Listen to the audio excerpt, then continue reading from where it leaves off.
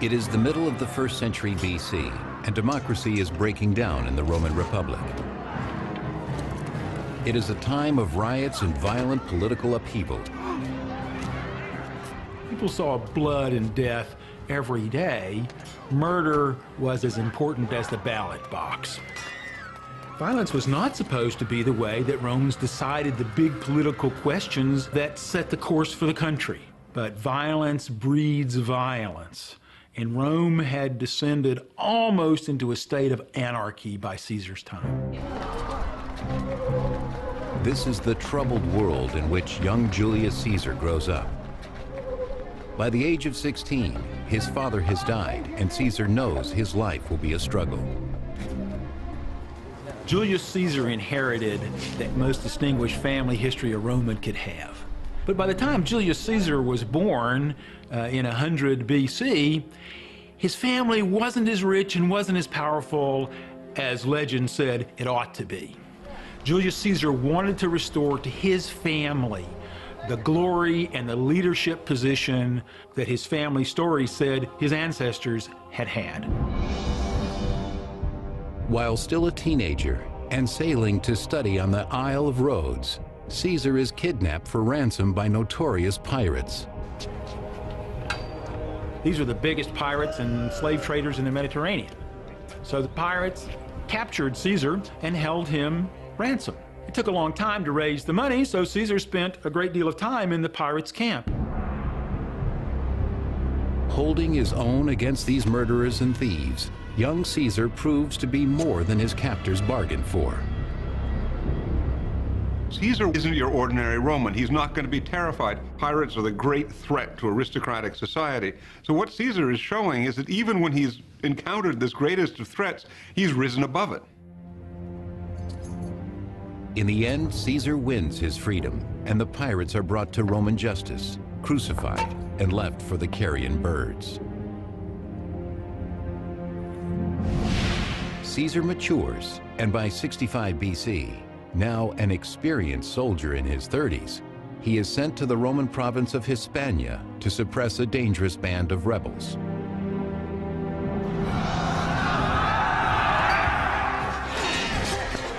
It is here that he shows the dynamic leadership and charisma that would mark his later life. Caesar was able to interact with people from every level of society. He could be friendly with his ordinary soldiers because he showed that he had as much courage and as much guts and as much stamina as they did. And it is here as well that Caesar's military reputation begins to build. If you're a member of the elite who shows courage and clear-headedness and ability on the field of battle, that's going to translate into some political clout in Rome.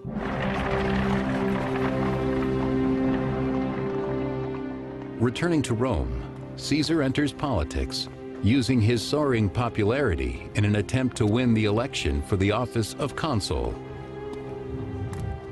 To be consul is to hold Rome's most prestigious position, and comes not only with the lucrative governorship of an entire Roman province, but the military command of the legions stationed there. Caesar is a natural politician.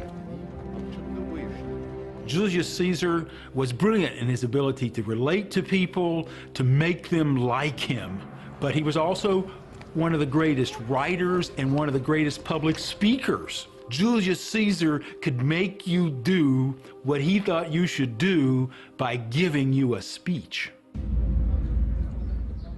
Among his admirers is Marcus Brutus, the child of his favorite mistress.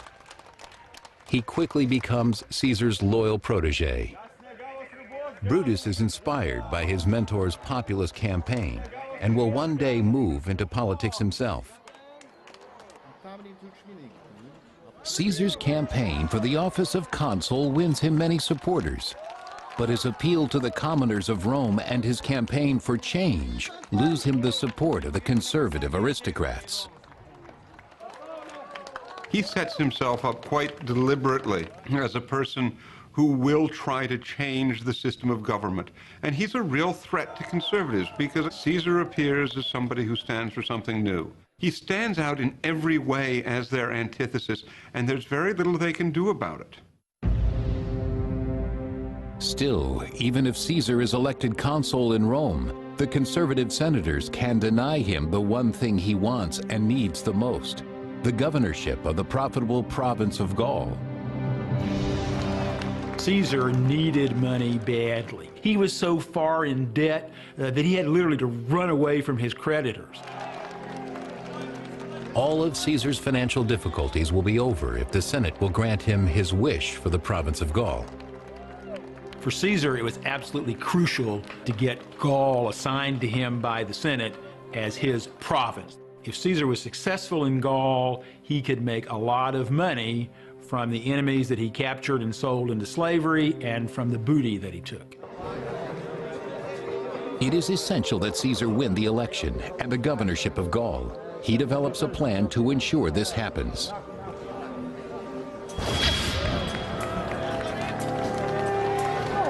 In the brutal arena of Roman politics, one should never fight alone. Caesar arranges a meeting with the two most powerful men in the Republic. One, an old friend, Crassus, the richest man in Rome. He funds all of Caesar's political campaigns. The other is the celebrated general Gnaeus Pompeius Magnus, better known as Pompey the Great.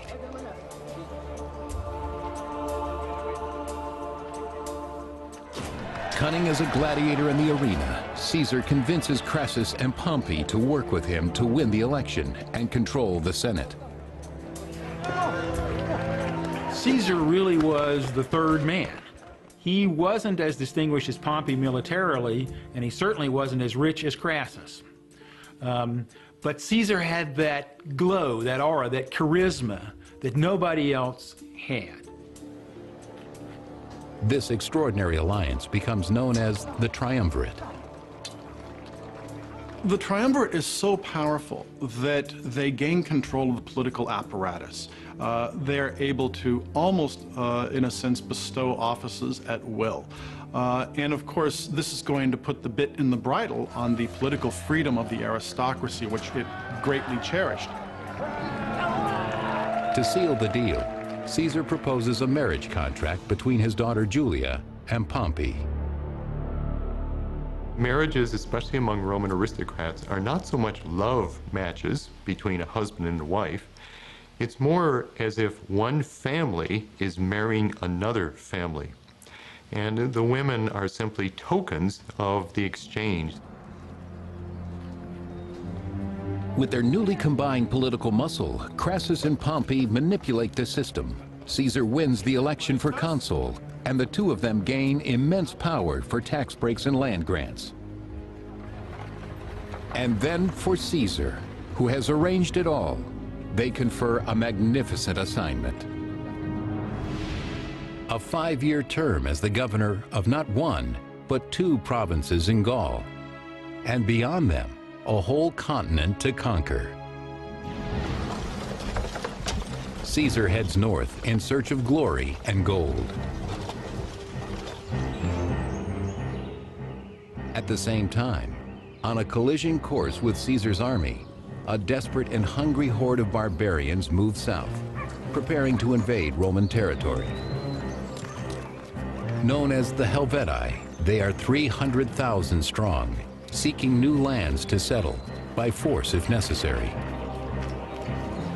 For reasons that are hard to know, maybe environmental, probably because of wars, the northern barbarians were moving south, lock, stock, and barrel, with men, women, and children. This Caesar will not allow. Along the banks of the Rhone River, the Romans throw up a barrier, a wall, 18 miles long. The Helvetians cannot pass. They must go instead through the lands of the Aedui tribe beyond the imperial border. But this poses a problem.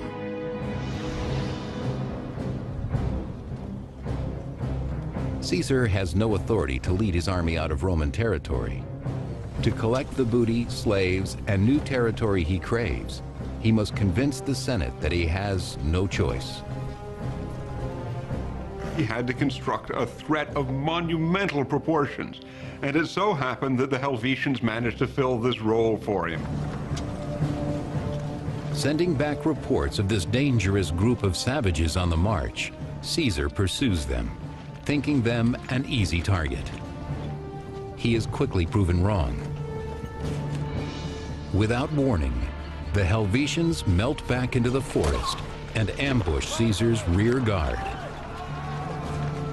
These groups had substantial military infrastructure, they had weaponry, they had military organization. They organized themselves into units that were ready to defend themselves. Despite the chaos of the moment, Caesar spots a superior battle position, a sloping hillside, where he arrays his troops. He understood how to put his men in a position where they were most likely to succeed. He also took very few risks. He had a tendency to stake out bold positions, but always positions where the enemy would be at a disadvantage in responding to him. Sure that their overwhelming numbers will carry the day, the Helvetians rush headlong towards the Roman hill.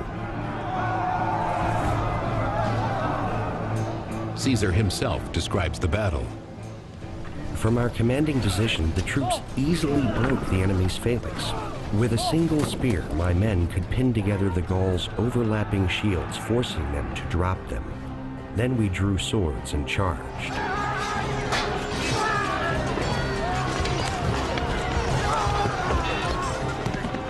Briefly, the Romans seemed to take the upper hand, but the Helvetians outmanned the Romans 5-1.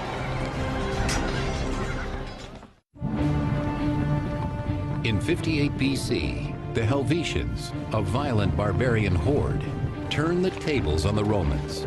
They ambushed their rear guard, forcing Caesar to fight. Terror sweeps through the Roman ranks as the barbarians attack.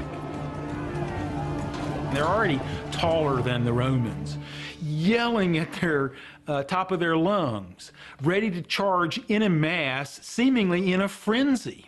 I mean, what could be more frightening than trying to fight someone that you think is crazy, that is frenzied?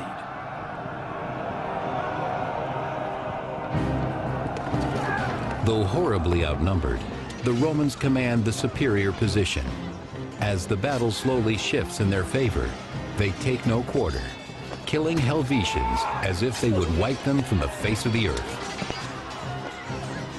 Genocide is probably acceptable at this point, and even preferable, because do you really want, how many would it be, possibly 200, 300, 400, 500,000 Germans in Italy after the revolt of Spartacus, after we've seen what slave populations en masse can do to Italy? The better technique is simply to exterminate them.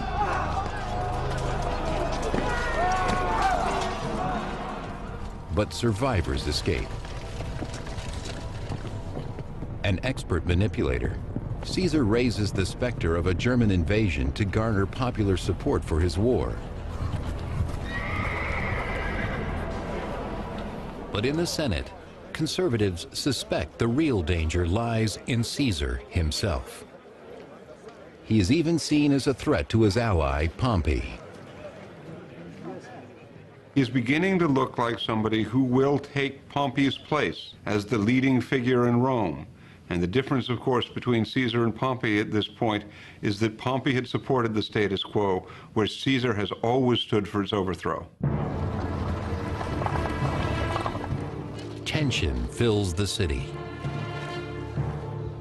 The conservatives try to convince Pompey to break with Caesar. Too late. His new wife, Caesar's daughter, Julia, has completely beguiled the great general. Pompey was so in love with his teenage bride that he began neglecting politics so he could spend all his time with her. Pompey took his teenage love on constant tours to visit all the most beautiful gardens and parks in Italy.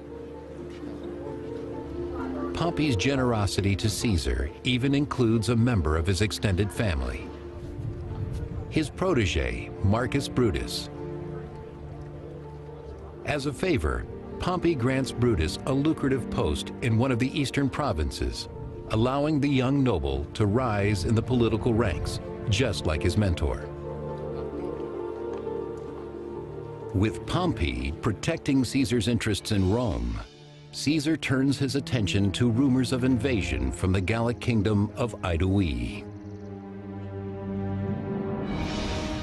It is a quiet and pastoral region, unaccustomed to violence. Aedui. Most people, most of the time, were not involved in military activity. Most people spent most of their time farming, building their houses, making clothing, raising their children, and so on. In 58 BC, peace is shattered when Caesar reports that tens of thousands of barbarian warriors flood into Aedui, led by the terrifying warlord Ariovistus. Ariovistus becomes virtually a Saddam Hussein figure in the Roman imagination. He's virtually equipped with weapons of mass destruction in Roman terms. He's got this terrible, violent army that is, again, evocative of the barbarian leaders of earlier generations. He is rumored to be oppressing Rome's allies, left, right, and center, to be, in that way, directly attacking the prestige of Rome.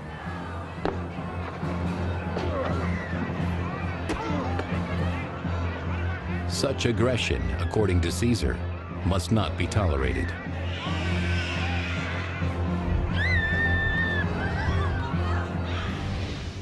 Caesar learns that Ariovistus plans to set up his base in the fortified town of Besançon. Swiftly, Caesar marches his men across Gaul to meet them.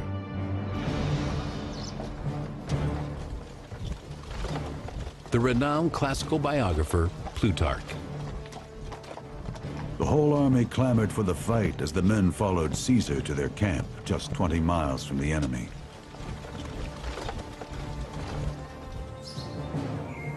With the Roman legions closing in, the barbarians looked to their pagan gods for guidance.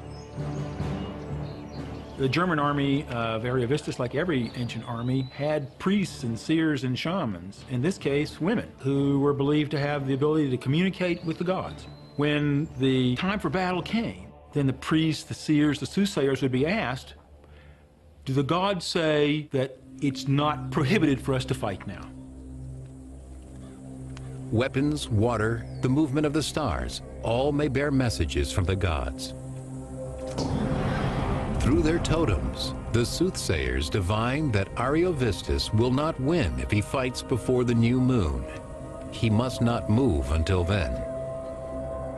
It is the kind of intelligence upon which whole battles hinge, and it finds its way to Caesar's ear.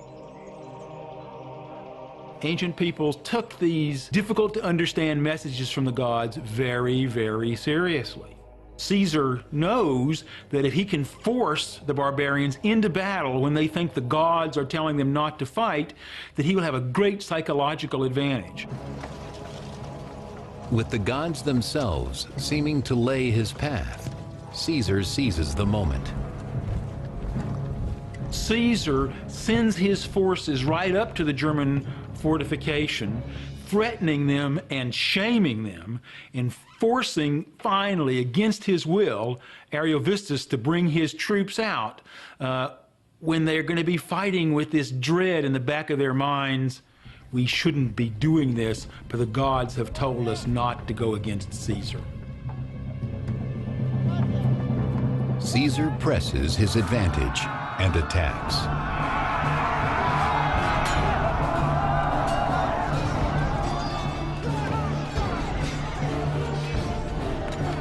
Caesar has no compunction about getting rid of vast numbers of people. So in the battle with Ariovistus, he boasts that he killed 80,000 Germans, including 2 of his wives and 1 of Ariovistus's daughters. The other one he captured. Ariovistus himself manages to escape and flees to Germany, leaving Caesar as the new master of Gaul. In 58 BC, Julius Caesar slaughters tens of thousands of violent German warriors. Their leader, Ariovistus, flees in dishonor, releasing the Germans' hold on Gaul.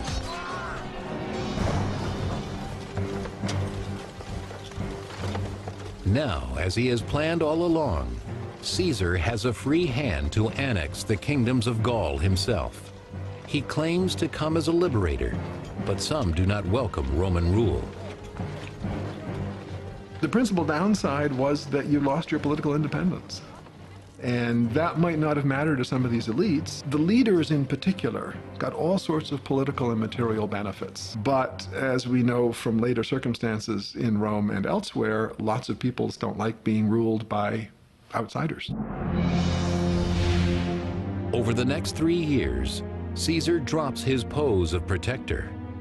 Not only does he conquer Gallic tribes to the north and west, but he also crosses the Rhine and the Channel to invade Germany and Britain, the first Roman to do so. In a combination of self-promotion and newscast, Caesar sends back the story of his conquest in action-packed dispatches. Though surrounded by thousands of natives, my men defended themselves with the utmost bravery for over 4 hours. They killed a number of Britons at the cost of only a few men wounded. As soon as our cavalry came in sight, the enemy threw down their arms and fled, suffering very heavy casualties. It's like he sucks you along into his campaign with him. They read, for the Romans, like an adventure story, a story of exploration, because Romans had not been to northern Gaul. Romans had not been to Britain. So for the Romans in particular, it would have been a very exciting story. Caesar's account is one of the most remarkable political documents to survive from any age in the history of the world. It's intended to justify actions that many Romans regarded as completely illegal and outrageous, and only justified by their success.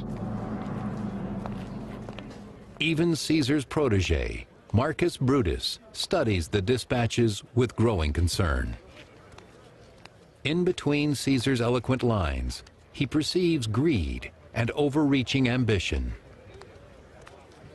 All of a sudden, people begin to realize Caesar's gathering enormous wealth, an enormously powerful army behind him. He's spending a lot of money buying support throughout the Italian peninsula. Brutus is troubled and concerned for his political position.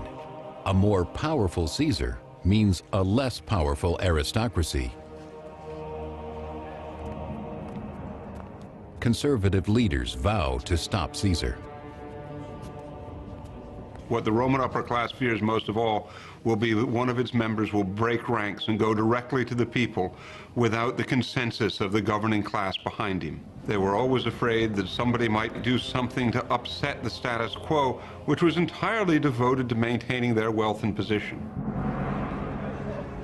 To stop the growing challenge, Caesar must call in a favor from his longtime ally, Crassus. He alone does not fear Caesar's booming popularity. His own enormous wealth insulates him from the vacillation of politics. With bribes and guile, he manages to block Caesar's enemies and win for himself another consulship and his first military command in nearly 20 years. Dreaming of lasting glory, Crassus heads east to invade the kingdom of Parthia, only to die in an ambush. Caesar has lost his first protector in Rome. Around the same time, Caesar's only daughter, Julia, dies in childbirth. Her husband, Pompey, Caesar's last protector, is devastated. The baby died a couple of days later.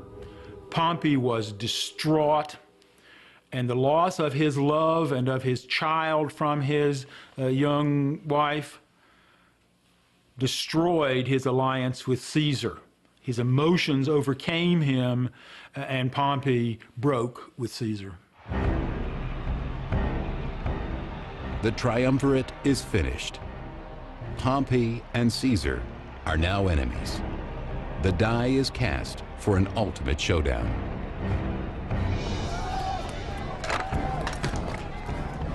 As political terror increases, the supporters of the two titans riot in the streets, each side determined to destroy the other. Rome was in political turmoil. Violence had become the norm in politics. There were street gangs fighting each other in political campaigns. In the mayhem, the Senate building, the very home of Roman government, burns to the ground. The situation in Rome is desperate. Back in Gaul, the situation is turning dangerous for Caesar as well. A charismatic Gallic leader named Vercingetorix rallies the Gauls to unite against the Romans from his homeland of Auvergne.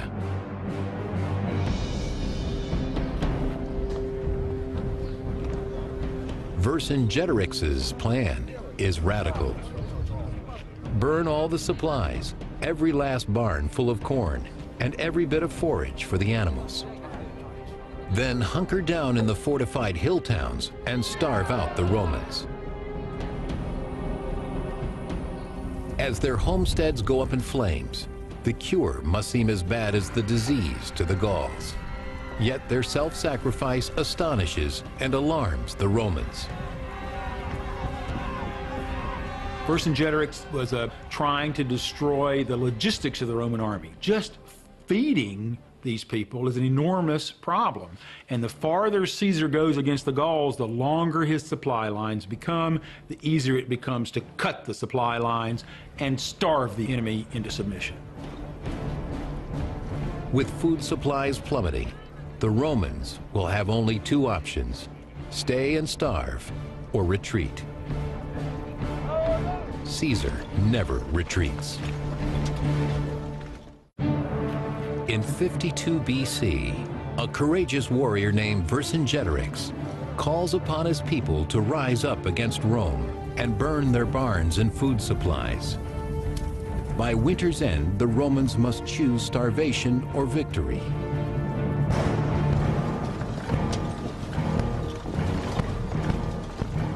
But now, as spring returns, Caesar calls on his troops to rally and strike back against Vercingetorix and his people. Among Caesar's most trusted subordinates is Mark Antony.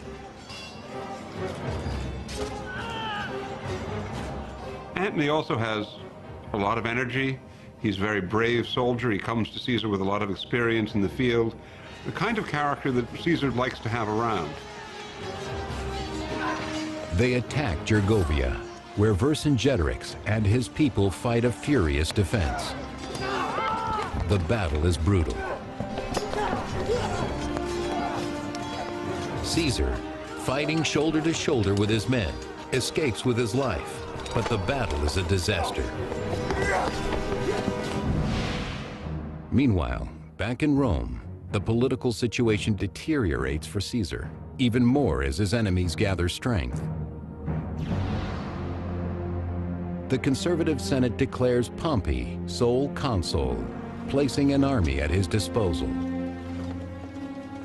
Then, to add insult to injury, Pompey turns down an offer to marry into Caesar's family again.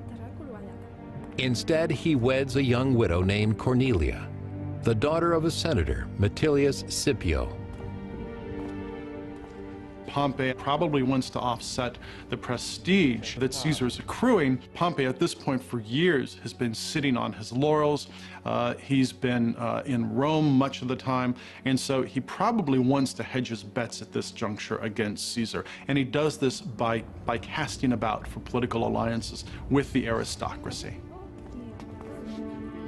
Pompey even gets the Senate to make his new father-in-law co-consul. With this final betrayal, Pompey's move away from Caesar and into the conservative camp is at last complete. The situation is becoming critical for Caesar. He must salvage Gaul or lose face altogether. He pursues Vercingetorix and his army to the fortified town of Alesia and orders his men to dig a double entrenchment. one to keep the Elysians in, the other to keep their reinforcements out. What they did was build up this just wonderful structure of defense works, which started initially with a thing his men called stimuli or spears, timbers planted in the ground with hooks on them. Then they built a thing that they jokingly called lilies, and these are pits about 3 feet deep that have a 3-inch stake protruding out of the ground. It's a phenomenal achievement, and all done with arm-swinging picks, a lot of back power, moving earth in wicker baskets. And you have to imagine about 15,000 guys digging for days on end. And just with sheer back power, you can just imagine what a chiropractor would have done for that army. As supplies dwindle, Vercingetorix and his people are starving and desperate. Things became so bad in Alesia for the Gauls who were there that they were running out of food. But just as they must surely surrender, Caesar's worst nightmare comes true.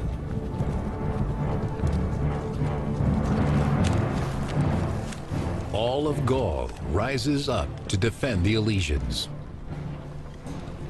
200,000 fresh barbarian warriors march against the Romans. The Gauls are a relatively well-organized opposing force. They can muster a lot of people and muster them relatively quickly. We see that with the siege of Alesia, in which the besieger, Caesar, finds himself in turn besieged. With the arrival of reinforcements, Vercingetorix finally bursts out of the city gates. The Romans are surrounded. The barbarians rush in for the kill. The Battle of Alesia was Caesar's greatest challenge in 10 years of huge military challenges, because in order to defeat the enemy, Caesar had to fight them both in the front and in the rear. Only the most seasoned troops could withstand such an assault.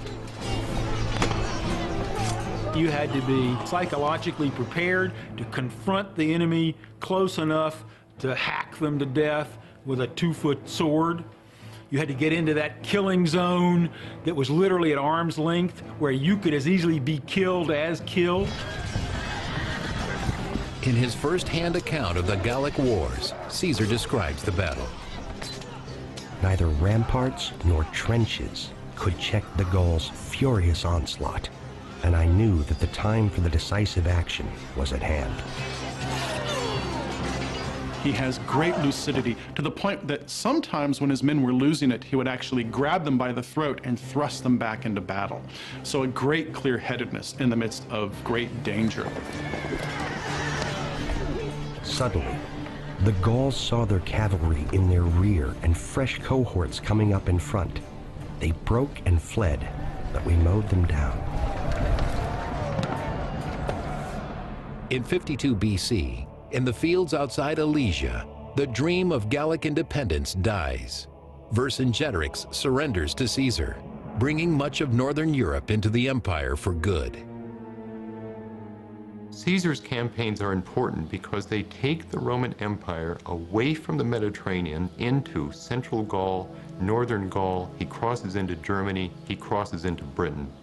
So northern Europe is now included in the Roman Empire. And long term, this has really important consequences. So Caesar is now taking the Roman Empire away from this Mediterranean world. Now in victory, Caesar can return to Rome. He has eclipsed all the other nobles, even Pompey.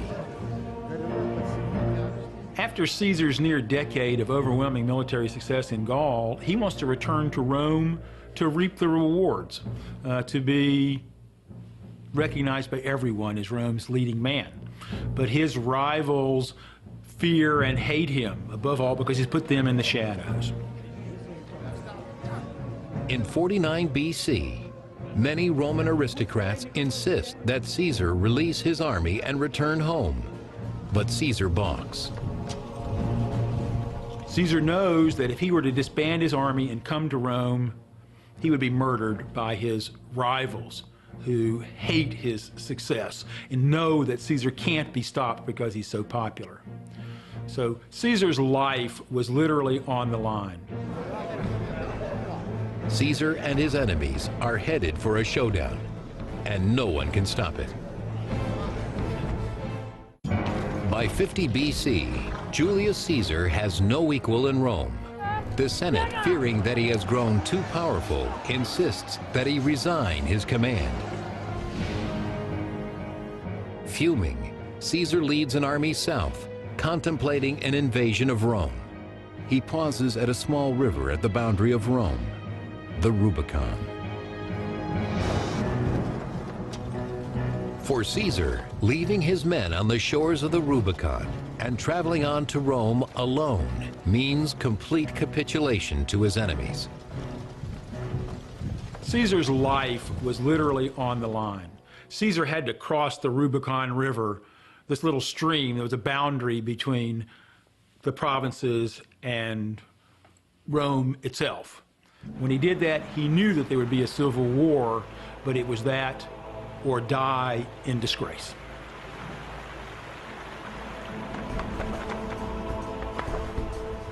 One side of the power struggle is led by Caesar. Forged by a decade of campaigning, his army's belief in him is unshakable, its dedication absolute. The other side is led by Pompey. His army is scattered throughout Italy, and its loyalty is in doubt. Caesar's popularity, he knows, is at its height. The population of Italy treated Caesar like a returning god, and soldiers flocked to Caesar's army. There was no opposition. Those who feared him were fleeing like a wave towards Rome, and the city became a scene of absolute tumult and panic. The people at Rome who love Caesar are partying in the streets because they can't wait for him to return. Pompey gathers up the Roman Senate and flees to where support for him is deep and strong, Greece.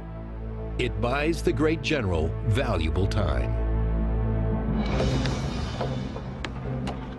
Months pass before Caesar can build and appropriate enough ships and supplies to follow him. By the time Caesar's troops disembark in Greece, Pompey has amassed a great army. In January 48 BC, at Pharsalia, the most important figures in Rome square off in tragic civil war. Pompey commands twice as many men as Caesar, yet Caesar's soldiers come armed with a potent weapon: confidence. Pompey had to fight or had to surrender.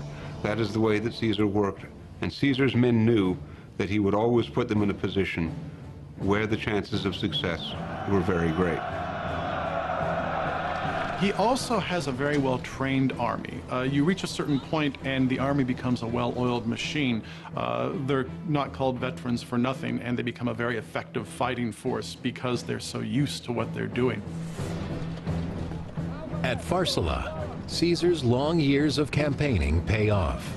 His men utterly destroy Pompey's army. Pompey himself escapes. Caesar chases him to Egypt, but too late. In the end, the great Pompey is tricked, murdered, and beheaded by Egyptian brigands. The head is sent back to Caesar. Classical biographer Plutarch. When Pompey's head was brought to him, Caesar refused to look at him. But he took Pompey's signet ring and grieved as he did so. Did he really do that? It's very anecdotal, and it almost defies plausibility, but it is possible in a sense. It's possible because Pompey had been a colleague and a friend for a time. And maybe in a sense, Caesar saw what could happen to himself in the eyes of the dead Pompey. In 46 BC, with his rivals out of the way, Caesar has the total power he has craved his entire life. Rome is his. Caesar quickly moves to rebuild the city. changes the tax laws, and establishes colonies. He becomes the first leader of Rome to conceive an empire. Caesar essentially becomes the new state. Caesar replaces the Republic. Now, this is a great preview of what's going to happen under the emperors. But Caesar does it in such a way that he seems to disregard the traditions of the Republic. And as a result, he essentially cuts himself off and isolates himself.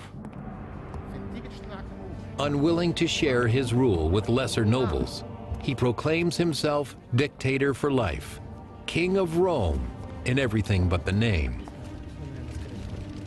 The fear is if Caesar becomes a king, the rights of the people to vote, to choose, to express their opinion will be taken away from them. Outrage over Caesar's tyranny seeps like poison through the Senate. Even Caesar's own protege, Marcus Brutus, is persuaded to betray him. Brutus was a complex and frankly not very attractive man.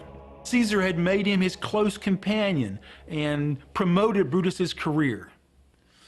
But I think Brutus couldn't stand being second banana to Caesar, and Brutus had this romantic notion of himself as the defender of Roman liberty by leading the conspiracy against Caesar.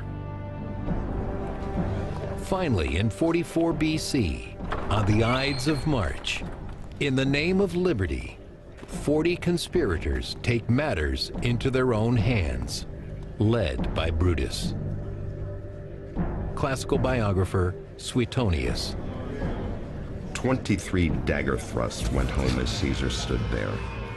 He did not utter a sound after the first blow, though some say that when he saw Marcus Brutus about to deliver the second blow, he reproached him in Greek with, "You too, my child?" Many of them were his friends. Some from a long time, some perhaps thought that Caesar had destroyed the Republic's most cherished tradition, that no one man can be the leader of Rome. And there was surely spite and jealousy and just human passion, and perhaps some notions that this was what freedom required.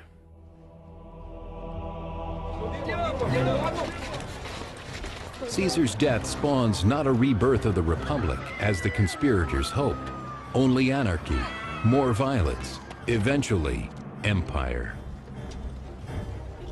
I think, long-term, the infusion of obscene riches into Roman politics, the turning of the army into clients of the general as a patron, and the intense rivalry among the aristocrats to defeat each other instead of serving the country meant that the Republic was doomed even without the genius, the fire of Julius Caesar.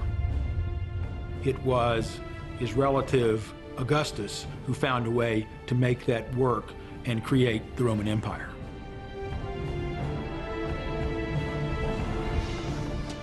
The age of emperors begins, and with it, bloody conquest, brutal repression, and endless war.